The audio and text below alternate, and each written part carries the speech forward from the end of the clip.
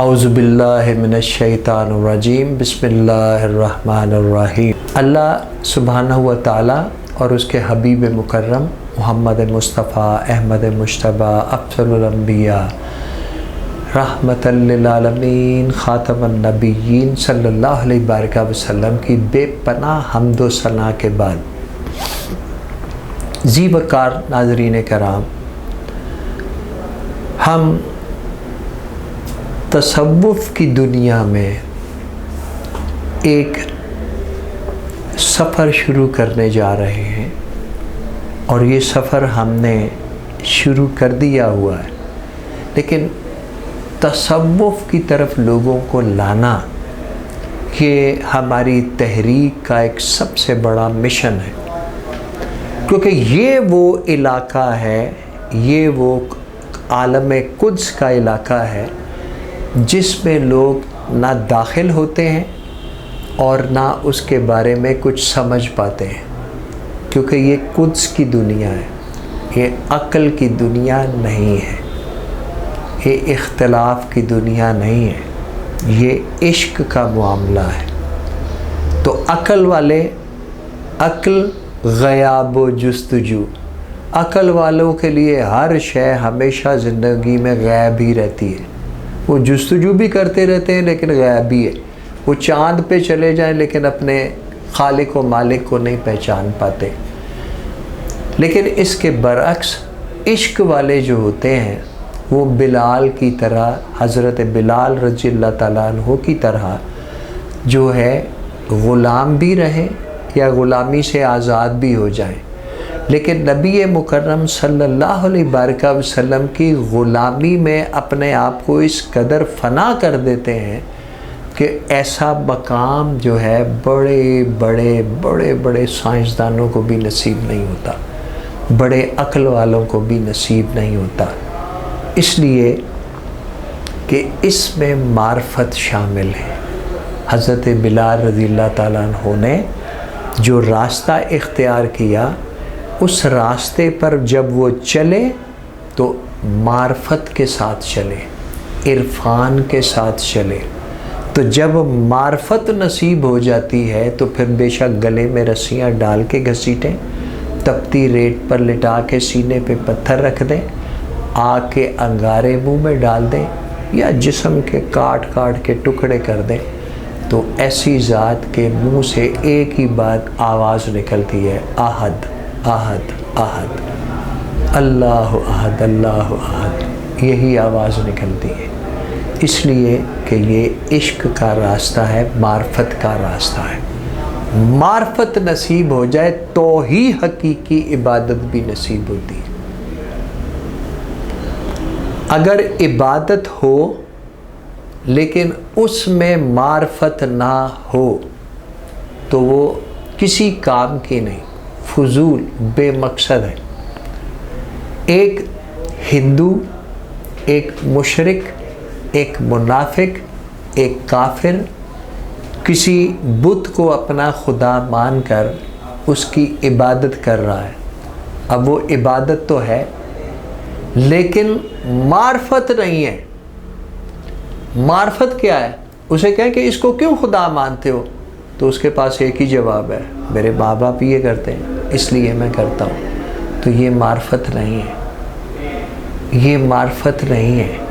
لیکن ایک مسلمان مومن عبادت کر رہا ہو، اسے کہیں کس کی عبادت کر رہے ہو؟ اس کو اپنے رب کی۔ کدھر ہے وہ رب؟ وہ نظر نہیں آتا۔ اچھا نظر نہیں آتا تو پھر کیوں مانے اس کو؟ وہ کہتا ہے اسی زمین پہ ادھر ہی کھڑے ہو کر زمین سے آسمان تک اور آسمانوں سے ماورا سورج کو دیکھو، چاند کو دیکھو، سمندر کو دیکھو، صحرا کو دیکھو، پہاڑوں کو دیکھو، انسان کو دیکھو، جانوروں کو دیکھو، ان کی تخلیق کو سمجھنے کی کوشش کرو، اصول قانون قاعدوں کو دیکھنے کی کوشش کرو اور ضابطوں کی کوشش کرو، زندگی کے ہر شعبے کا علم جو ہے اس کو اپنے سامنے رکھو۔ یہ اس کی تخلیق کے مظاہر ہیں، یہ اس کے تخلیقی عجائبات ہیں۔ لوگ ان کو نشانیاں کہتے ہیں لیکن میں ان کو نشانیاں نہیں کہتا، یہ تخلیقی عجائبات ہیں، یہ اللہ جل شانہ کے جو ہے مظاہر قدرت ہے، وہ اپنی قدرت کا مظاہرہ کرتا ہے، وہ تخلیق کرتا ہے، وہ چیزوں کو بناتا ہے، وہ آپ کے سامنے ساری کائنات لے کر آتا ہے۔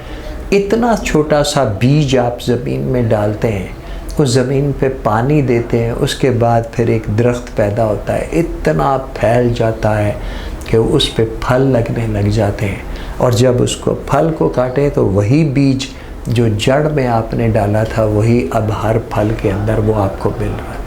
اس طرح افزائش ہو رہی ہے۔